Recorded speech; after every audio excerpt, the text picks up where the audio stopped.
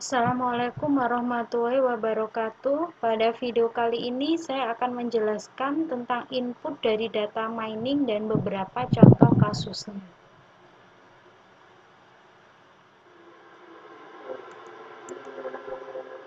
Sebelum masuk ke penjelasan inti, saya akan menjelaskan terlebih dahulu kaitan data science dengan data mining.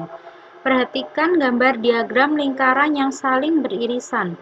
Data science berada di tengah-tengah irisan ketiga lingkaran tersebut.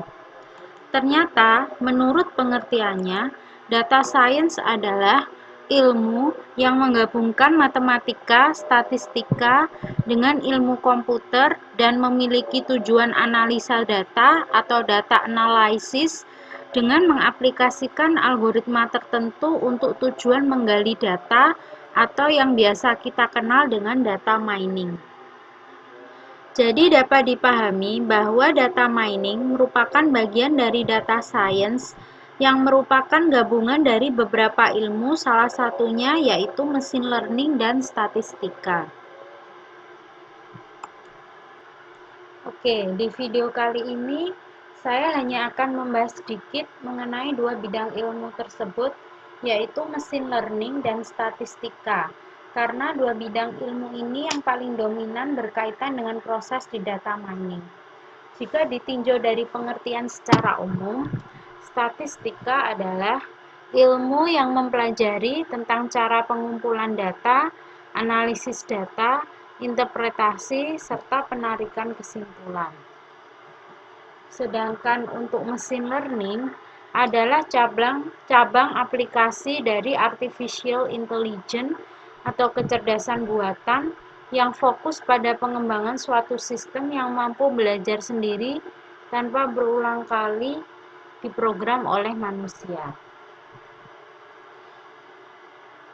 Dan jika dikerucutkan lagi berdasarkan metode analisis data, perbedaan antara statistik dengan machine learning yaitu statistik lebih berfokus pada pengujian hipotesis, sedangkan untuk machine learning lebih berfokus pada proses generalisasi sebuah penemuan pola melalui kemungkinan-kemungkinan hipotesis. Namun ternyata kesimpulan tersebut kurang tepat untuk saat ini, karena sebenarnya statistika dan machine learning adalah hal yang sangat berkaitan. Statistik tidak selalu berhubungan dengan pengujian hipotesis, dan machine learning tidak hanya berhubungan dengan penemuan suatu pola atau proses learning.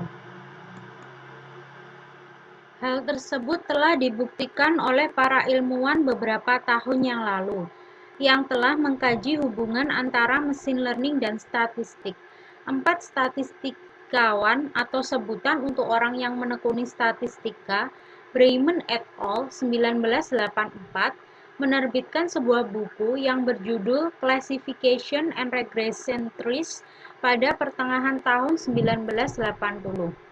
Selanjutnya, sepanjang 1970 sampai awal 1980, ilmuwan mesin learning terkemuka, Jaros Quinlan, telah mengembangkan beberapa penelitian mengenai classification trees dari beberapa percobaan data.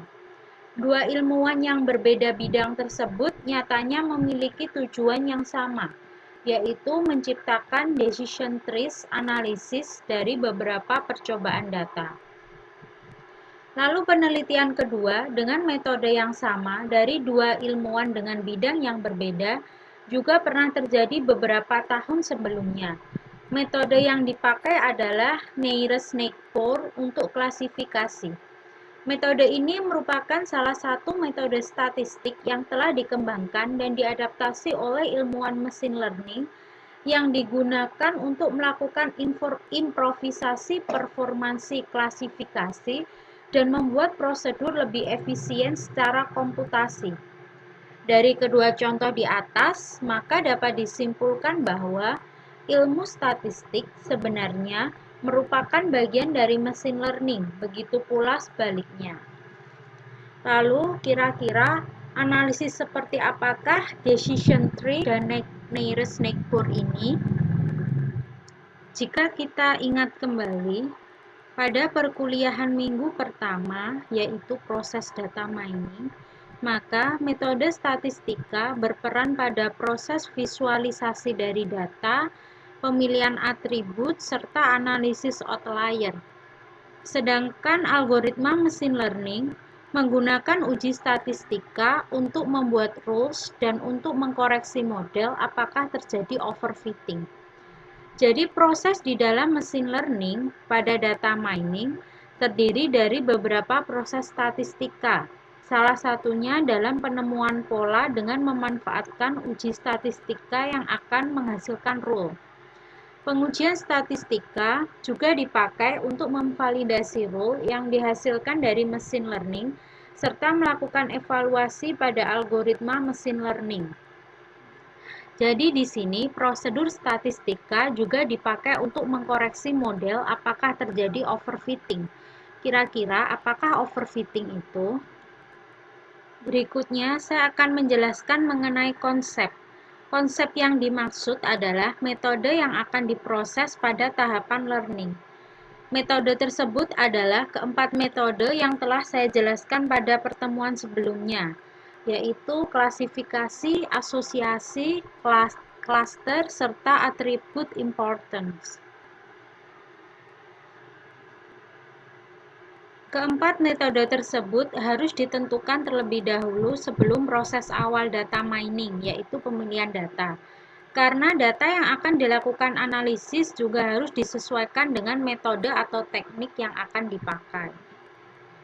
Selanjutnya, saya akan menjelaskan mengenai instance dan atribut yang merupakan komponen dari data mining.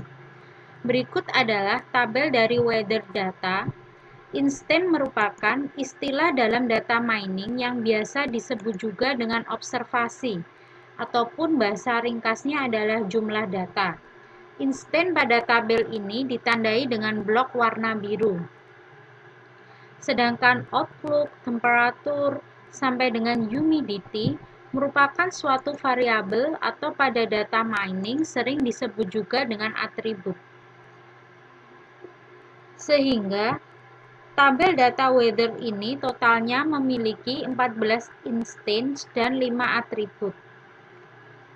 Selain dua istilah di atas, pada tabel berikut juga disajikan beberapa istilah dari data mining yang memiliki arti yang sama dengan istilah pada beberapa analisis statistik yang sudah umum. Contohnya, untuk relationship pada analisis statistik pada umumnya, di data mining kita biasa menyebutnya dengan association.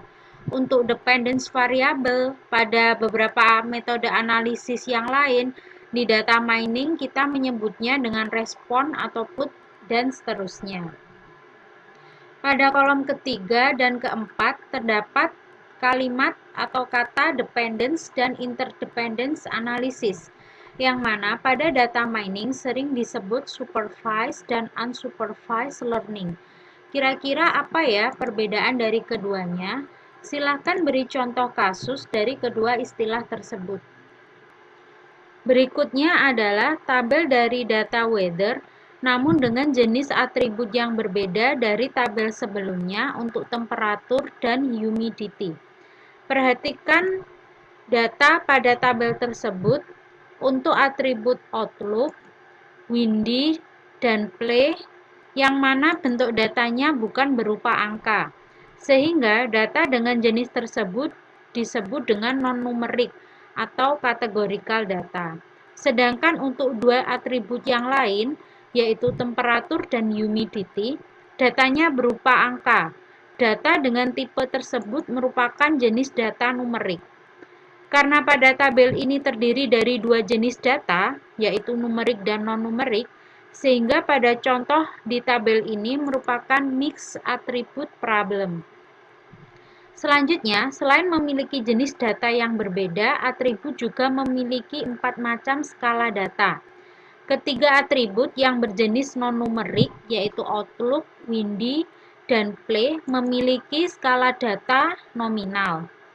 Skala data nominal merupakan skala data yang hanya membedakan tanpa memiliki urutan, misalkan sunny, overcast, dan rainy. Ketiga kategori dari Outlook hanya bersifat membedakan jenis dari cuaca. Sunny bukan berarti cuaca yang lebih baik dari overcast maupun rainy, demikian pula sebaliknya. Begitu pula untuk windy maupun play yang hanya memiliki dua kategori, yaitu true or false atau yes atau no. Kedua kategori tersebut tidak ada yang memiliki nilai maupun level yang lebih tinggi. Atribut yang memiliki skala data nominal dengan kategori yang hanya berjumlah 2, seperti di atribut windy dan play ini, disebut juga dengan atribut boolean ataupun dikotomus. Sedangkan untuk atribut temperatur dan humidity memiliki skala data interval, yaitu skala data yang berbentuk numerik tapi tidak memiliki nol mutlak. Artinya, nilai 0 memiliki arti. Misal, temperatur 0 derajat Celcius, temperatur tersebut bukan tidak ada, namun memang bernilai 0. Dan masih ada dua skala data yang lain, yaitu ordinal maupun rasio. Silakan dicari contoh dari keempat skala data tersebut, nominal, ordinal, rasio, dan interval.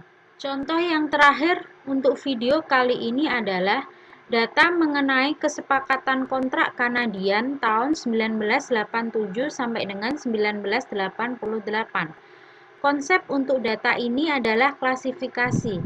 Beberapa atribut tersebut diduga akan berpengaruh terhadap ditolak atau diterimanya suatu kontrak kerja. Kolom-kolom yang berisi tanda tanya merupakan suatu missing value, yaitu data-data yang kosong dikarenakan beberapa faktor yang terjadi saat pengambilan data. Misal melewatkan pertanyaan ataupun data tersebut memang tidak bisa dijawab oleh responden tersebut. Misalkan untuk atribut pensiun. Atribut ini mungkin memang tidak bisa dijawab oleh responden tersebut karena memang di dalam kontrak mungkin saja tidak terdapat aturan dana pensiun. Selanjutnya, setelah dilakukan proses learning, akan muncul rules yang dipakai untuk mengklasifikasikan data baru. Rules bentuk seperti ini merupakan contoh dari decision tree. Cara membacanya, untuk decision tree yang pertama adalah jika kenaikan gaji pada tahun pertama lebih dari 2,5%, artinya kontrak kerja tersebut baik. Namun, jika kenaikan gaji pada tahun pertama kurang dari 2,5%, artinya kontrak tersebut buruk dan memiliki kemungkinan lebih banyak akan ditolak. Namun sebaliknya, jika kontraknya lebih dari 2,5% untuk kenaikan gaji pada tahun pertama, kontrak tersebut memiliki kemungkinan besar diterima jika hari liburnya lebih dari 10 hari. Namun jika kurang dari sama dengan 10 hari, maka kontrak akan ditinjau kembali berdasarkan persentase kenaikan gaji pada tahun pertama. Apakah lebih dari 4% ataukah kurang dari sama dengan 4%? Jika kenaikan gaji lebih dari 4%, maka kontrak tersebut dianggap baik dan cenderung akan diterima. Namun, jika hanya sekitar kurang dari sama dengan 4%, artinya kontrak tersebut buruk dan cenderung akan ditolak. Sedangkan untuk decision tree yang kedua merupakan rules yang lebih lengkap daripada yang pertama dan terdiri dari beberapa atribut lainnya. Cara membaca rules tersebut tidak jauh berbeda dengan rules sebelumnya. Rules yang pertama adalah hasil pruning atau pemangkasan dari rules yang kedua. Lalu kira-kira bagaimana ya cara membaca rules yang kedua? Demikian video saya kali ini, sampai jumpa kembali di video saya berikutnya. Terima kasih, selalu jaga kondisi tubuh Anda. Wassalamualaikum warahmatullahi wabarakatuh.